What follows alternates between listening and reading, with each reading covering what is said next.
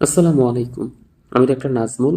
আজকে আপনাদের সাথে একটা সমস্যা বলবো না এটাকে, মানে একটা খুব নর্মাল বিষয় নিয়ে আলোচনা করব।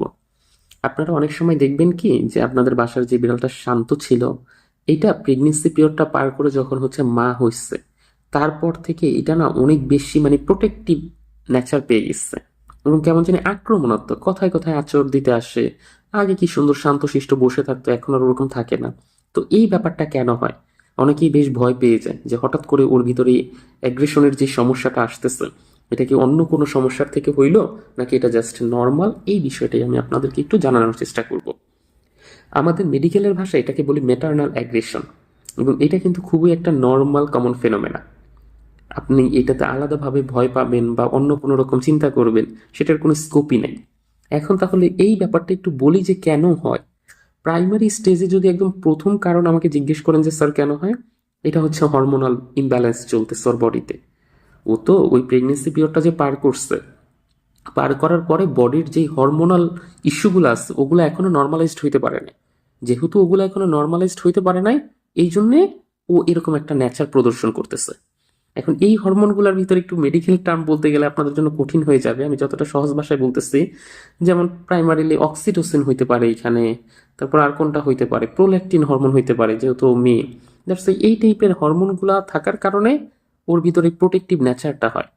এবং এই প্রোল্যাকটিন হরমোনটা কিন্তু দুধ উৎপাদনেও সহায়তা করে, অক্সিটোসিন কিন্তু দুধ উৎপাদনেও সহায়তা করে নিঃসরণে। দ্যাটস ওই ওর ওই ও তো এখন বাচ্চাকে বুকের দুধ খাওয়াবে না, এই জন্য এই হরমোনগুলো অটোমেটিক্যালি ওর বডিতে বেশি থাকবে। আর যার জন্য ওই হরমোনের সাথে ভারসাম্য বজাইতে গিয়ে ও এই আচরণগুলো করবে। সেকেন্ড আরেকটা কারণে আমি বলতে পারি যে এরকম করে, সেটা হচ্ছে বাচ্চাদের নিরাপত্তা দিতে চায় ও। এখন যখন দেখবেন যে নিরাপত্তা দিতে চায়, তখন তো আর নর্মালি চুপচাপ থাকবে না। আপনি ওর বাচ্চাটাকে বারবার দিনের ভিতর 5-7 বার গিয়ে ধরতেছেন, এটা তোর ভালো লাগবে না।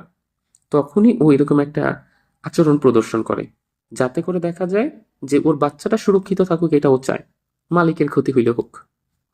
মানে ও তখন আপনার দিকে না তাকায় ওর বাচ্চাটার দিকে বেশি করবে। কারণ আপনি যে যে বারবার ধরতে যাইতে চাইতেছেন, এটা ওর জন্য একটা হুমকি মনে করতেছে যে ওর বাচ্চাটার হয়তো বা কোনো একটা ক্ষতি হয়ে যাবে।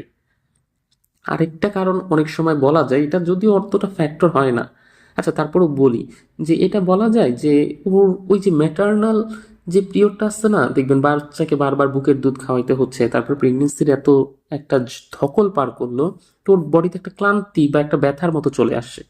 তো ওইখান থেকে ও একটু দুর্বল থাকে, যার কারণে আপনি যখন ওকে ধরতে যান, ও তখন দেখা যায় যে ওটা নিতে চায় না। একটু ক্লান্ত ক্লান্ত একটা মোমেন্ট আছে, এখন একটু বিশ্রাম নিবে, আপনি ওকে ধরতে গেছেন, ও তখনই একটা এগ্রেসিভ মোমেন্ট ক্রিয়েট করে ফেলছে। এগুলো খুবই নর্মাল। এই জন্য আপনারা যদি জিজ্ঞেস করেন স্যার তাহলে এই সময়টা আমি কিভাবে ওকে একটু ভালো রাখবো বা কিভাবে ওর সাথে আচরণটা করব, তাহলে আমি একদম প্রাইমারিলি বলবো, আপনি ওকে ওর একটা পার্সোনাল স্পেস দিয়ে দেন। ওর বাচ্চা নিয়ে থাকুক, আপনাকে এই টাইমে অত মাথা ঘামাইতে হবে না। প্রথম 1-2 সপ্তাহ ও নিরিবিলি ওর মতো থাকুক, বাচ্চাকে একটা জাস্ট আলাদা বাসস্থানের মতো বানিয়ে দেন, ওরা ওইখানেই থাকুক, কিছুই করার দরকার নেই আপনাকে। আপনি শুধু দেখেন যে ওর খাবারটা ঠিক মতো খাচ্ছে কিনা, ও নর্মাল পায়খানা বা বমিটা এটা ওর ঠিকঠাক আছে কিনা, পিপটি এগুলো সব নর্মাল কিনা, এই ব্যাপারগুলো আপনি শুধু খেয়াল রাখেন। ওকে নিয়ে আলাদা আপনাকে আর টেনশন করতে হবে না। তারপরে বাচ্চাদের আশেপাশে বেশি যাবেন না, বা গেলেও বারবার ধরবেন না। হঠাৎ করে ওদের চারপাশে গিয়ে চিৎকার টাইপের কিছু দিবেন না। এইগুলো যদি নর্মালি করতে পারেন, তাহলে দেখবেন যে এই মায়ের ভিতরে যে এই এগ্রেসিভ মোমেন্টটা ক্রিয়েট করার যে মানে প্রবণতা আছে, এটা আস্তে আস্তে কমে যাবে। এবং এটা বেশি দিন লাগেও না, সাধারণত দেখা যায় ওই যতদিন একটু বুকের দুধ খাওয়ায় ওই ওই টাইমটাই দেখা যায় হয়। আর প্রথম দিকেই এটা বেশি হয়, তারপর আস্তে আস্তে এটা নর্মালাইজড ফর্মের দিকেই চলে যায়।